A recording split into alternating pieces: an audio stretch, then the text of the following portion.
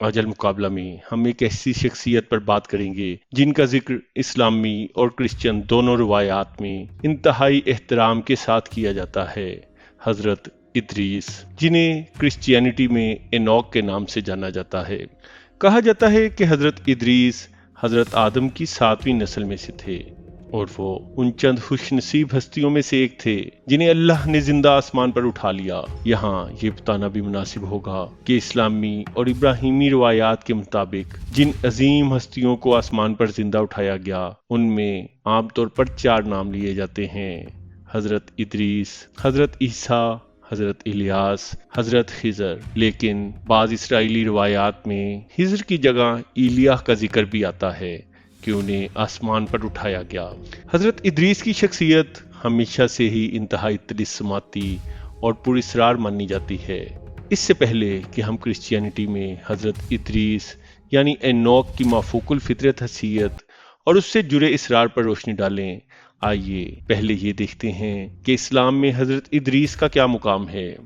اسلام میں حضرت ادریس کو سلسلہ نبوت کی تیسری کڑی مانا جاتا ہے، یعنی حضرت آدم اور حضرت شیث کے بعد ادریس علیہ السلام تیسرے نبی ہیں۔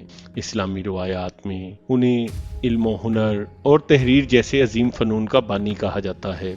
یہ روایت بھی عام ہے کہ انہوں نے ہی انسانوں کو قلم کا استعمال سکھایا، لباس سینا، ستاروں کی چالیں پڑھنا اور حساب کتاب جیسے علوم سے روشناس کرایا۔ انہی کے دور میں پہلی بار تحریر کا آغاز ہوا۔ قرآن مجید میں حضرت ادریس کا ذکر 2 مقامات پر آیا ہے جو ان کی عظمت پر دلالت کرتے ہیں۔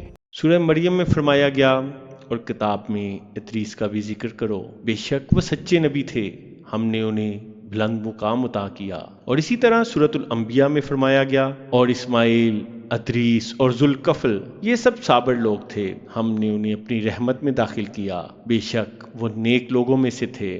اسلامی روایات میں یہ بھی کہا گیا ہے کہ حضرت ادریس کو نبی کریم صلی اللہ علیہ وآلہ وسلم نے معراج کے وقت 4تھے آسمان پر دیکھا۔ بعض تفسیروں اور اسرائیلیات میں بھی یہ بات بیان کی گئی ہے کہ حضرت ادریس نے خود موت کی آرزو کی تاکہ وہ اللہ تعالیٰ سے ملاقات کر سکیں۔ روایات کے مطابق موت کے فرشتے نے ان کی روح قبض کی، پھر اللہ تعالیٰ نے ان کی روح واپس کر دی اور انہیں آسمان پر زندہ اٹھا لیا۔ یہ واقعہ ان کی اللہ سے قربت اور غیر معمولی مقام کا مظہر ہے۔ اب آتے ہیں عیسائی روایات کی طرف، جہاں حضرت ادریس کو اینوک کہا جاتا ہے اور اردو میں اسے اکثر ہی ہنوک پڑھتے ہیں۔ بائبل کی کتاب پیدائش یعنی جینیسس میں ان کے بارے میں لکھا ہے، اور ہنوک خدا کے ساتھ چلتا رہا، پھر وہ نہ رہا کیونکہ خدا نے اسے لے لیا۔ یہ وہی لے جانا ہے جسے مسلمان زندہ اٹھا لیا جانا کے معنوں میں سمجھتے ہیں۔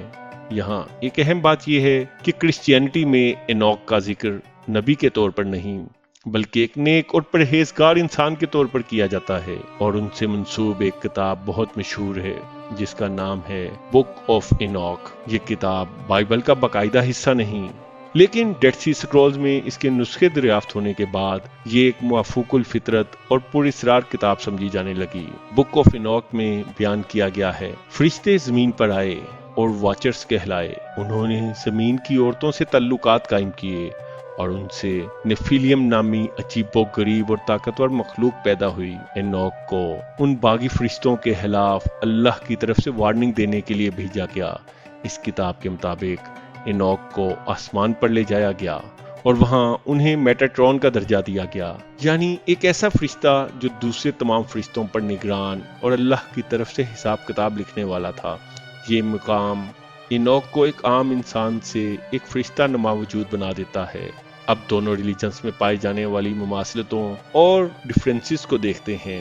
دونوں ریلیجنز میں حضرت ادریس یعنی اینوک ایک نیک اور صالح شخصیت ہیں۔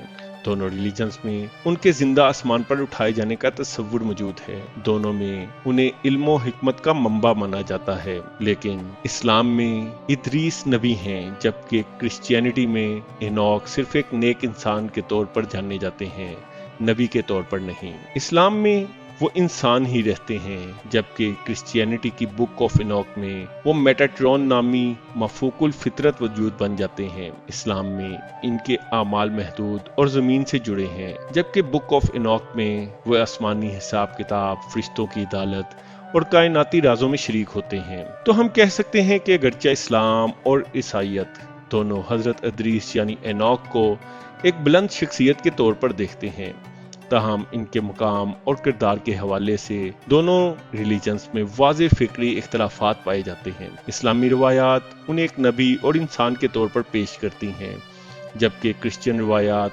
خاص طور پر بک آف انوک انہیں ایک مفوق الفطرت فرشتہ نما ہستی کے روپ میں دکھاتی ہے۔ اور اگر آپ مزید ہی ایسی دلچسپ، حیران کن اور تحقیق پر مبنی ویڈیوز دیکھنا چاہتے ہیں تو المقابلہ چینل کو سبسکرائب کریں، ویڈیو کو لائک کریں۔